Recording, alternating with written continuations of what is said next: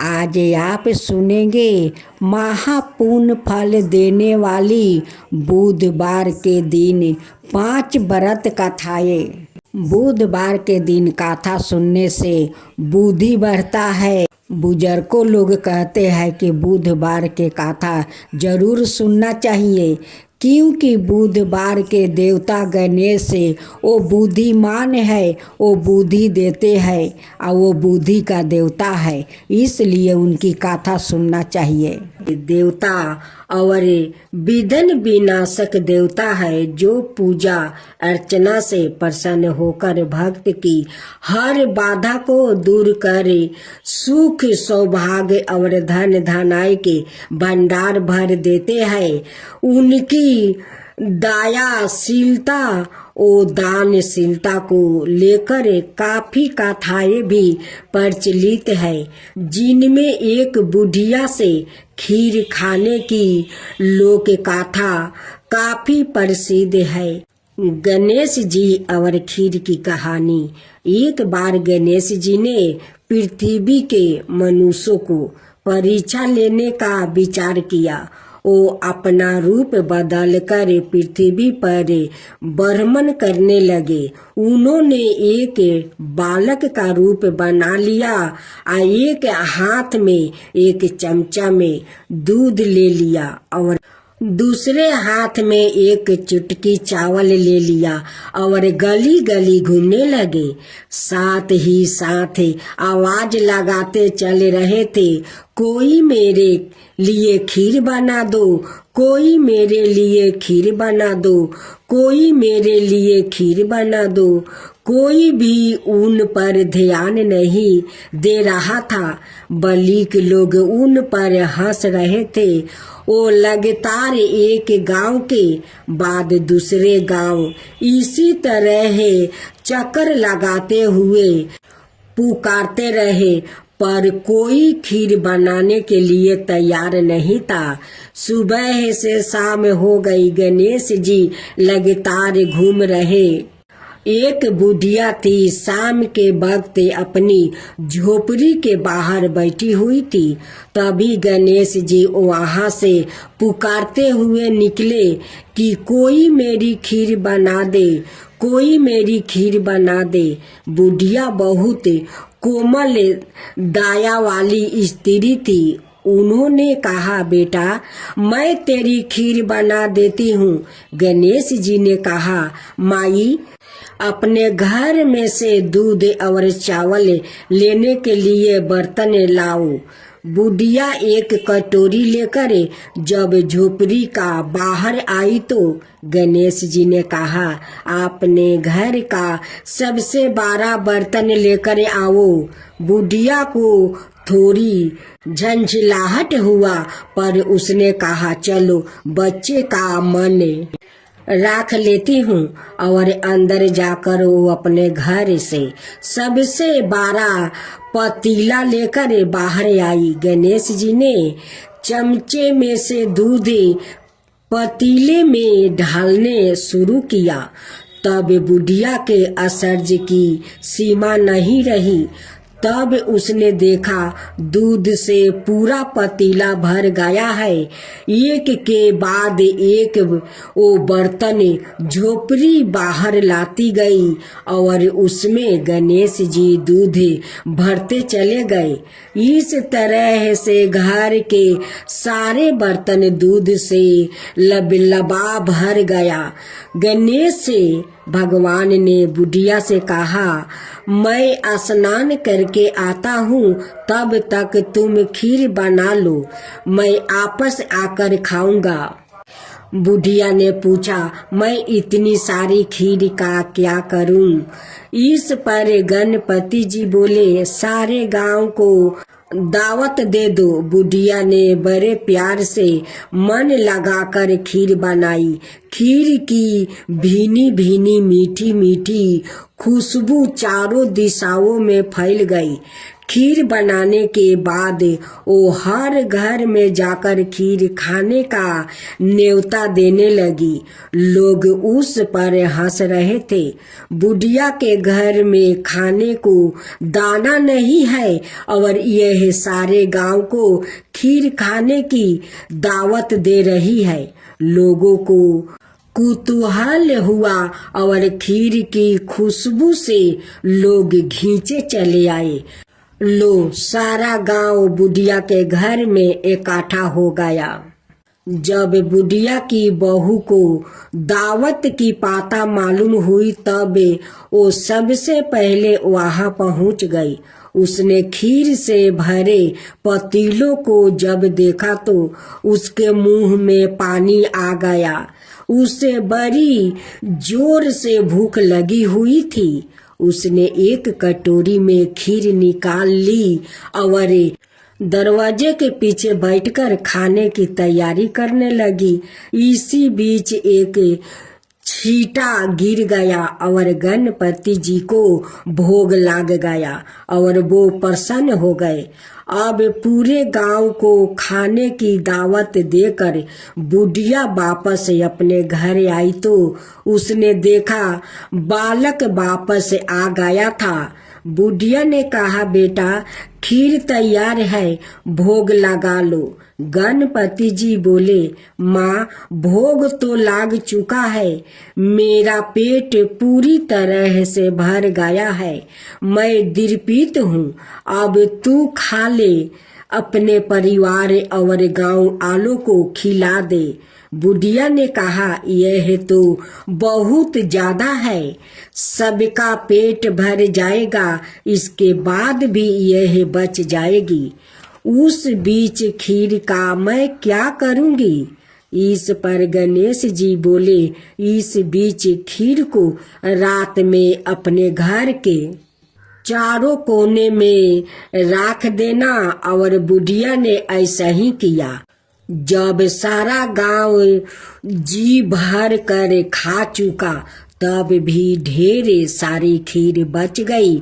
उसने उसके पात्रों को अपने घर के चारों तरफ रख दिया। सुबह उठकर उसने क्या देखा? पतीलों में खीर के स्थान पर हीरे जवाहरात और मोती भर गया है। वो बहुत खुश हुई। उसकी सारी दलिदरता दूर हो गई और वो आराम से रहने लगी। उसने गणपति जी का एक भाव मंदिर बनवाया और साथ में एक बड़ा सा तालाब भी खुदवाया। इस तरह उसका नाम दूर दूर तक प्रसिद्ध हो गया। उस जगह वार्षिक मेले लगने लगे। लोग गणेश जी की कृपा प्राप्ति करने के लिए उस स्थान पर पूजा करने और मन्नत मांगने के लिए आने लगे।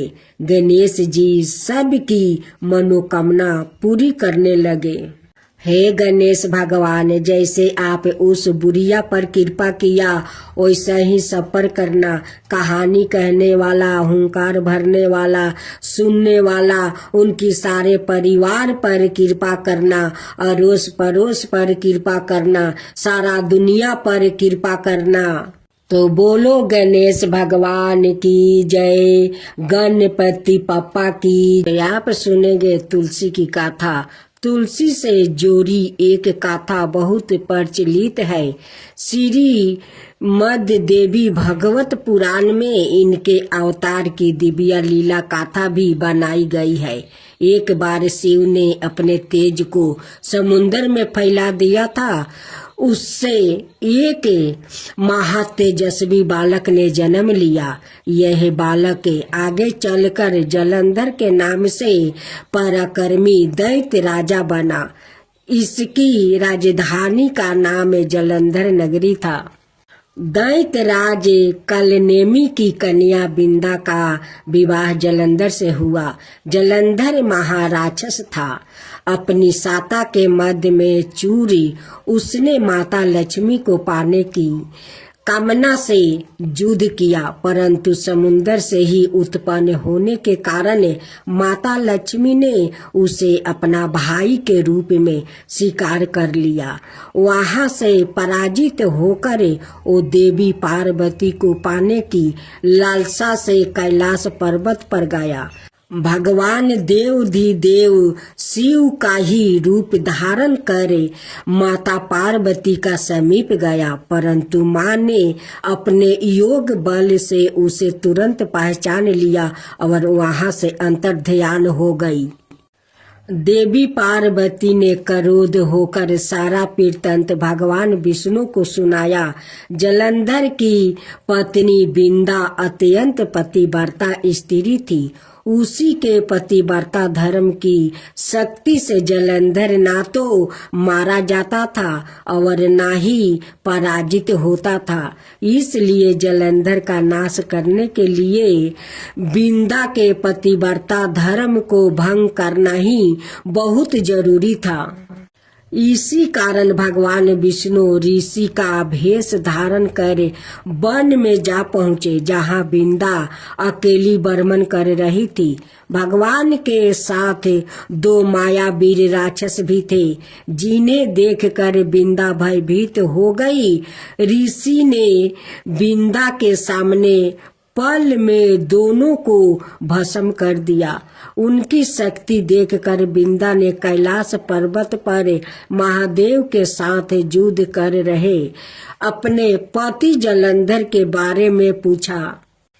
ऋषि ने अपने माया जाल से 2 बांदर प्रकट किया। एक बांदर के हाथ में जलंधर का सिर था और दूसरे के हाथ में धर। अपने पति की यह दशा देखकर बिंदा मूर्छित होकर गिर पड़ी। होश में आने पर उन्होंने ऋषि रूपी भगवान से विनती की कि वो उसके पति को जीवित करे। भगवान ने अपनी माया से पूर्ण जलंधर का सिर धड़ से जोड़ दिया, परंतु सवाए भी वो उसी शरीर में प्रवेश कर गया। बिंदा को इस छल का जरा आभास नहीं हुआ। जलंधर बने भगवान के साथ बिंदा पतिव्रता का व्यवहार करने लगी, जिससे उसकी पतिव्रता भंग हो गया। ऐसे होते ही बिंदा का पति जलंधर युद्ध में हार गया। इस सारी लीला का जब बिंदा को पता चला तो उसने क्रोध होकर भगवान विष्णु को शीला होने का श्राप दे दिया और सवाए सती हो गई। जहाँ बिंदा भस्म हुई वहाँ तुलसी का पौधा उगा। भगवान विष्णु ने बिंदा से कहा, हे बिंदा, तुम अपने सतीव्रता के कारण मुझे लक्ष्मी से भी अधिक प्रिया हो गई हो। अब तुम तुलसी के रूप में सदा मेरे साथ रहोगी। जो मनुष्य भी मेरे शालिग्राम रूप के साथ तुलसी का विवाह करेगा, उसे इस लोक और परलोक में विपुल यश प्राप्ति होगा। जिस घर में तुलसी होती है वहाँ यम के दूत भी असमय नहीं जा सकते। गंगा और नर्मदा के जल से स्नान अथवा तुलसी का पूजन बराबर माना जाता है। चाहे मनुष्य कितना भी पापी क्यों न हो, मृत्यु के समय जिसके प्राण मंजीरी रहती, तुलसी और गंगा जल मुख में राख कर निगल जाते हैं। वो पापों से मुक्ति होकर वैकुंठ धाम को प्राप्ति होता है। जो मनुष्य तुलसी और आंवले की छाया में अपने पितरों का श्राद्ध करता है, उसके पितरों मोक्ष को प्राप्ति हो जाते हैं। उसी दैत जलंधर की यह भूमि जलंधर नाम से विख्यात है।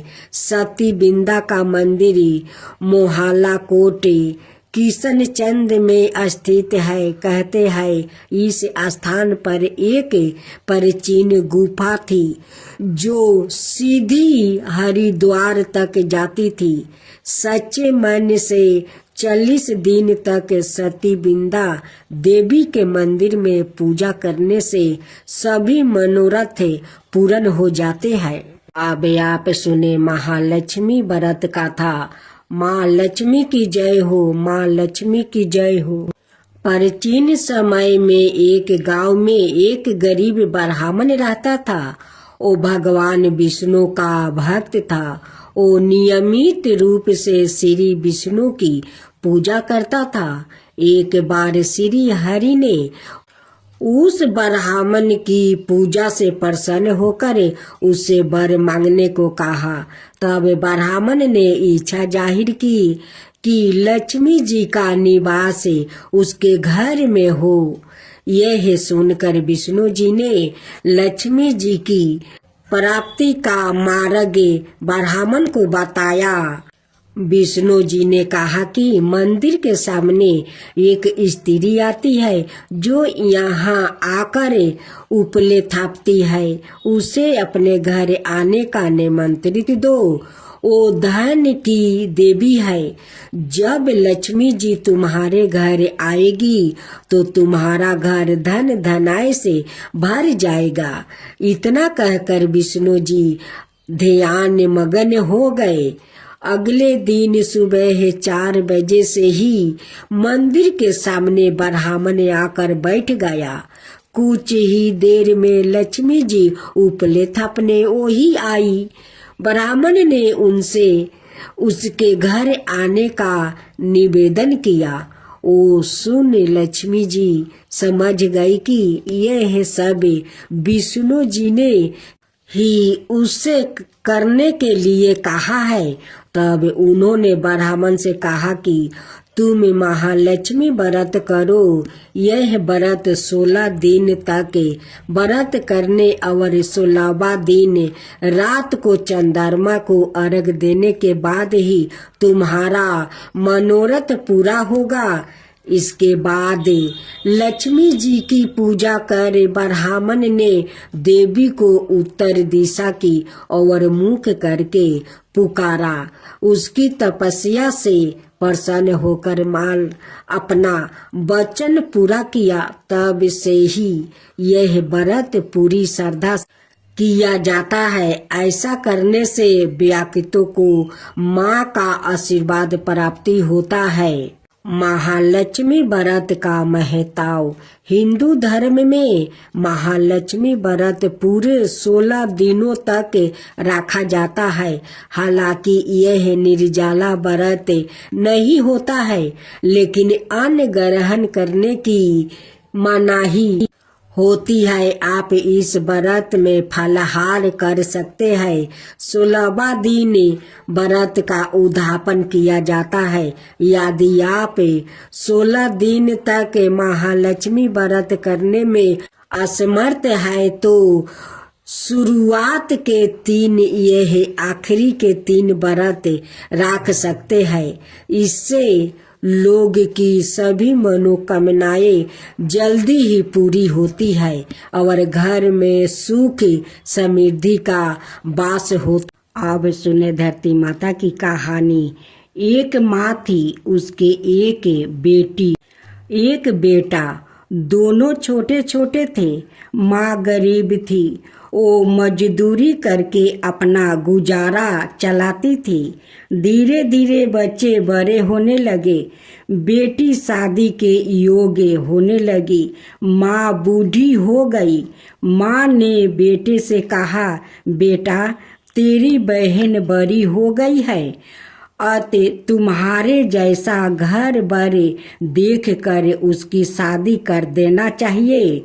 ऐसा कहकर माँ तो कुछ दिनों में मर गई।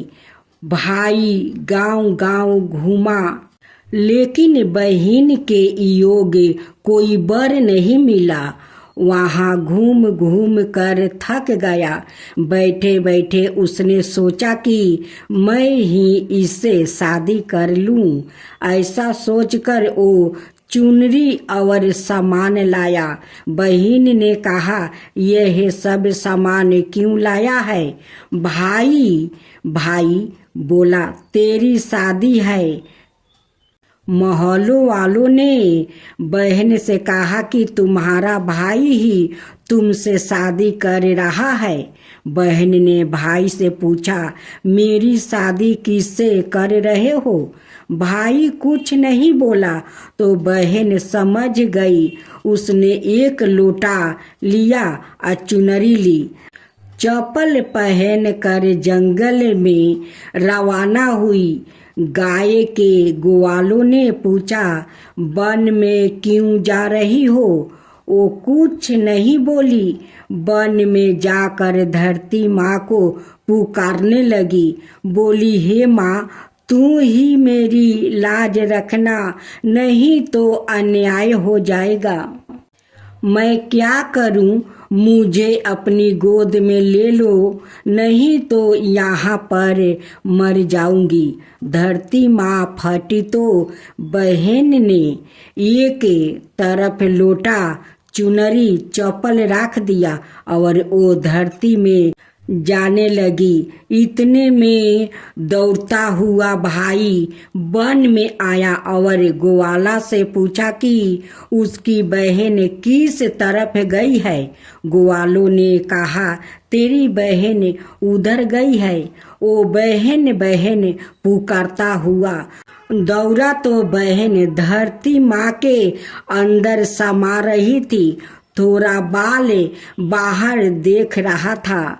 उसने बहन के बाल मुट्ठी में पकड़े और रोने लगा। बहन, तू सत्य के लिए धरती माँ की गोद में समा गई।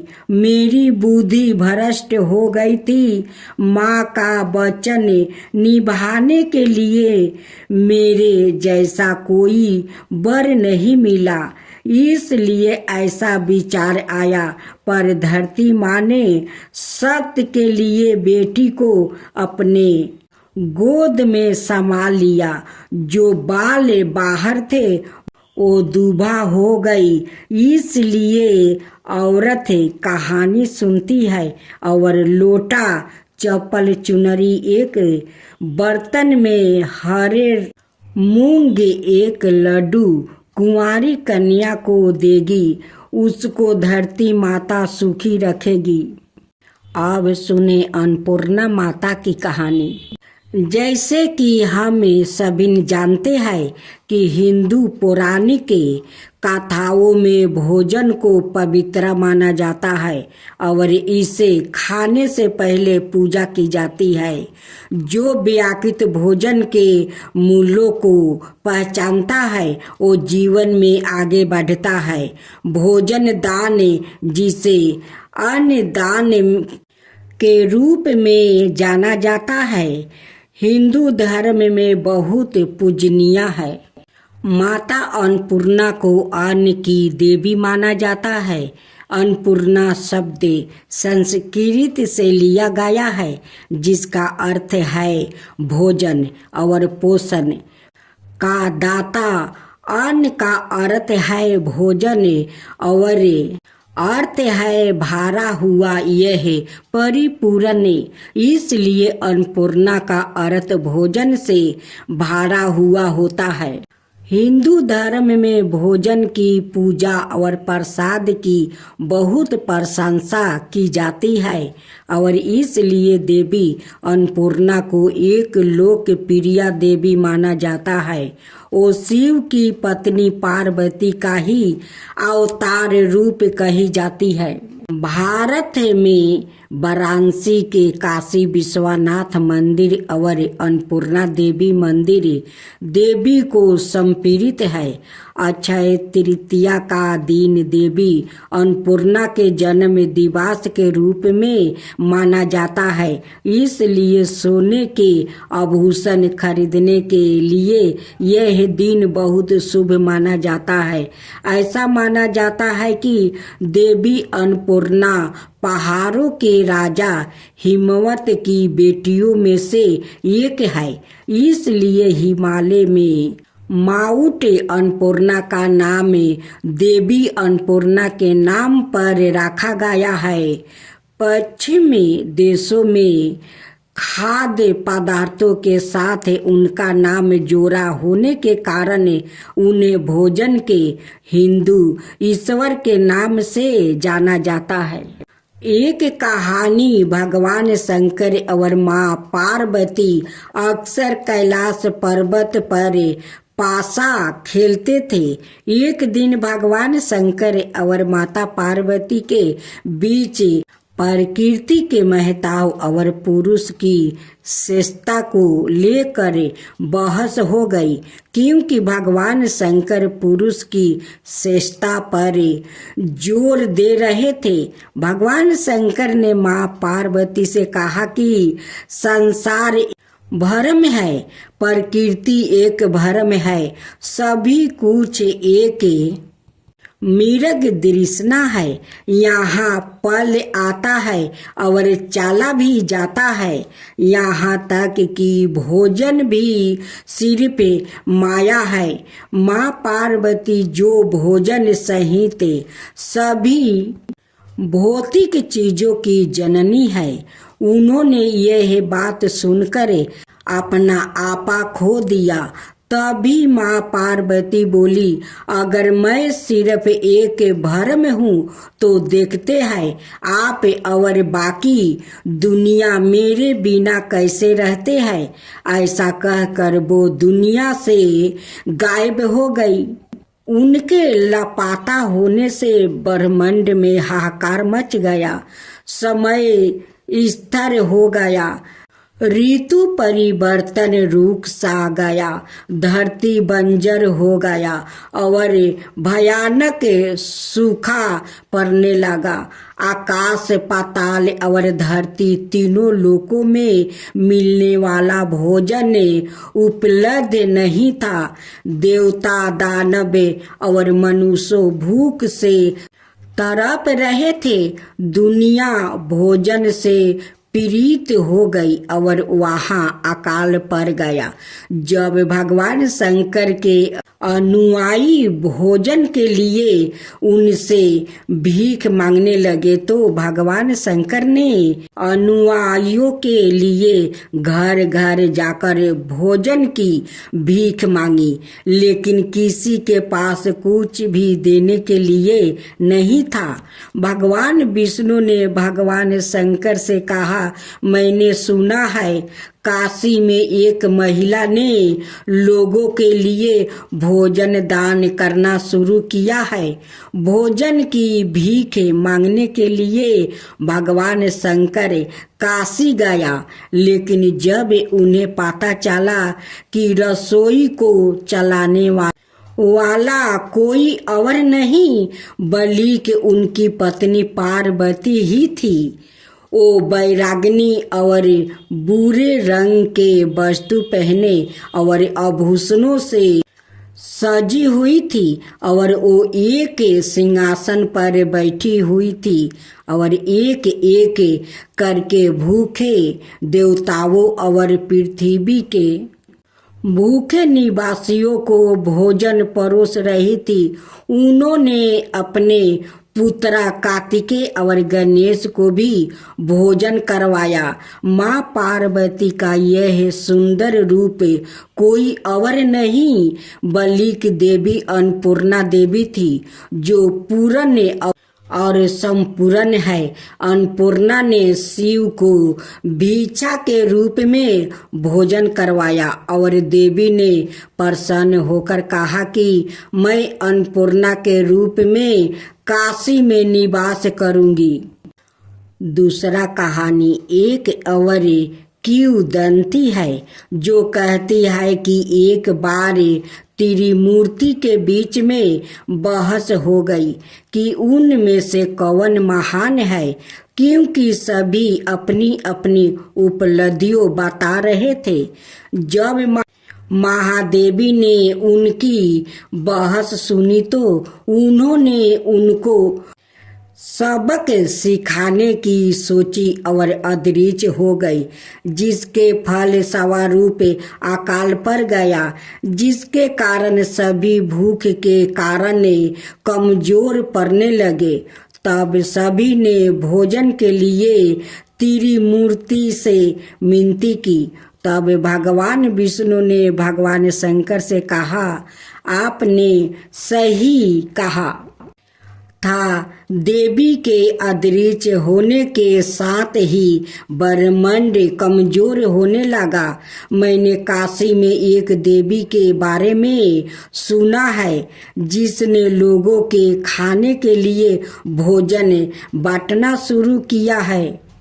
तभी भगवान शंकर समझ गए कि वो देवी कोई और नहीं बल्कि माँ जगदम्बा है। और भगवान शंकर भिक्षुक का भेष धारण कर काशी पहुँचे और देवताओं के लिए भोजन मांगते हुए अपना कटोरा प्रस्तुत किया और कहा, अब मुझे एहसास हुआ है कि वैदिक संसार आत्मा की तरह एक भ्रम के रूप में खारिज नहीं किया जा सकता है। पार्वती मुस्कुराई और भगवान शंकर को अपने हाथों से खिलाया। तब से पार्वती को अन्नपूर्णा देवी, भोजन की देवी के रूप में पूजा जाता है। देवी खुशी हुई क्योंकि अब देवता सबके सीख चुके थे और खुश होकर देवी ने कहा, मैं अन्नपूर्णा के रूप में काशी में रहूंगी। धार्मिक ग्रंथों में अन्नपूर्णा की प्रतिमा का वर्णन एक युवा देवी के रूप में किया गया है, जिसमें 3 आंखें, 4 हाथे, चेहरे पर लाल रंग है। नीचे वाले बाएं हाथ में स्वादिष्ट दलिया से भरा एक बर्तन पकड़े हुए खिलाया गया है और विभिन्न प्रकार के गहने से सुसज्जित है। दर्शाया गया है वो एक सिंहासन पर बैठी है, जिसके ऊपर चंद्रमा जड़ित है। कुछ चित्र में शिव को एक भिक्षुक के रूप में भीख मांगते हुए दिखाया गया है।